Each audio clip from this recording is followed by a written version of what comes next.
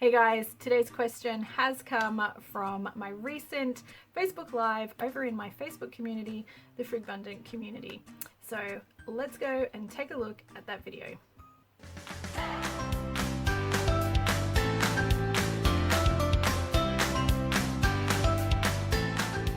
All right, I'm going to jump across to my emails. And Jody has asked, how do you budget when you don't get a regular income? So if you guys don't know, we do have a bit of an irregular income, certainly on my end of our budget. So we have to work that into, excuse me, oh, time for a cuppa. We have to work that into our budgeting.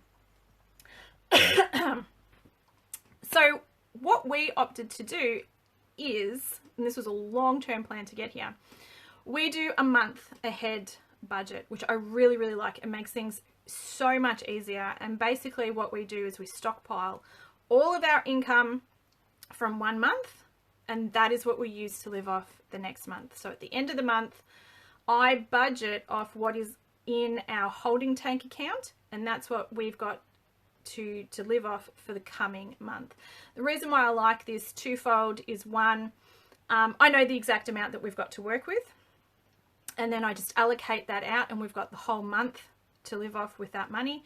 But the other thing is that I can track that through the month where we're stockpiling, and if it looks like we're coming in short or it looks like we're not going to have enough, I've got time up my sleeve to do something about it, as opposed to if we were going paycheck to paycheck or pay amount to pay amount that was landing in our bank account.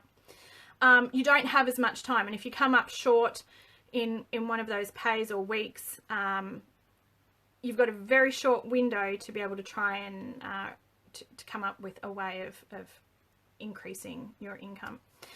So we do the month ahead budget. Now, having said that, it's all well and good to say stockpile all of your income for 1 month and then you get to live off that for the next month. But you think to yourself, what do we do? What do we live off in that first month when we are stockpiling? So this was a process for us, and it came from, first of all, we started to implement what Dave Ramsey calls a hill and valley fund. So what we did in the first instance was we sat down and we looked at what is our bare bones budget, what is the absolute minimum that we need for a fortnight to get through, to pay all of our bills and to come out basically just break even, a break even budget. And our first goal was to save up that amount and just have that. And what we did was we could dip into that a little bit if we needed to, and in the fortnights that we didn't need to, we still did a bare bones budget and we topped that up until that was self-sufficient in itself. And then once we had a fortnight, then we aimed for a month. And then when we had enough to fund a bare bones budget for an entire month, we went cold turkey and we stockpiled everything and we just lived off that bare bones budget. But again, it took us a while to get to a point where we could do this. This was a bit of long-term planning that we wanted to move in this direction. Because, to be totally honest with you, as much as I talk about budgeting a lot, I actually don't love doing it all the time.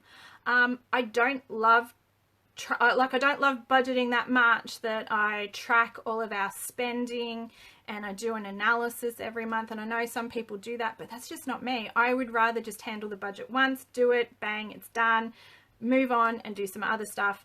So a once a month budget was always my goal because it's just easy. It's just easier for me. So it was a bit of a personality choice. But dealing with an inconsistent income, I would most definitely look at Dave Ramsey's Hill and Valley Fund. And the idea behind that is basically when you have a bumper income month, you put some of that money aside specifically to cover your lower months. And so what you want to look at is a little bit of reflective analysis of your income over the last 12 months.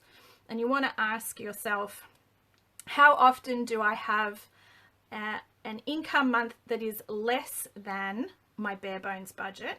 How often does that happen? And do I have any periods where I have a lower than my bare bones budget income month? Do I have several of those in a row? So if you were to say you didn't work over the summer period, which I know happens a little bit for people over in the States. Sorry, Kelly's just said, such a good idea. I am currently tracking all of our expenses for May. Yeah, so I'm just going to try and...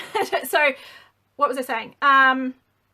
Yes, okay, so if you say, for example, were a seasonal worker and you didn't have any work over winter or didn't have any work over summer, then you would look at your Hill and Valley fund would need to cover a 3-month valley, so to speak.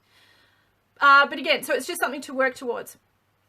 I'm just going to add a question in here that I know comes up. It wasn't specifically asked, but I know that it comes up. So a lot of people say, okay, well, where does that then fall in, say, Dave Ramsey's baby steps? When do I start implementing this? And so what I say to people is that it actually comes before baby step 1. So prior to baby step 1, what you want to be doing is getting your 4 walls covered. That is ensuring that every single month you are making sure that your rent or mortgage is paid, you've got food on the table, the lights are on, so your elect bill's paid, and you've covered the cost of basic transportation to get yourself to and from work, to and from the shops, and all of those sorts of things. So housing, as in rent, mortgage, your utilities, food's on the table, and basic transportation.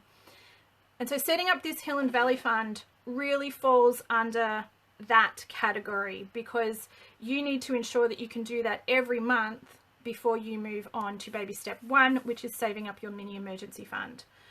So that's where I put it in the plan of things. Get that Hill and Valley fund set up separate, and it is separate to your emergency fund too, before you go on to save up your $1,000. Your mini emergency fund, because remember I did say earlier it didn't have to be a set amount, but you just don't want it to be too much.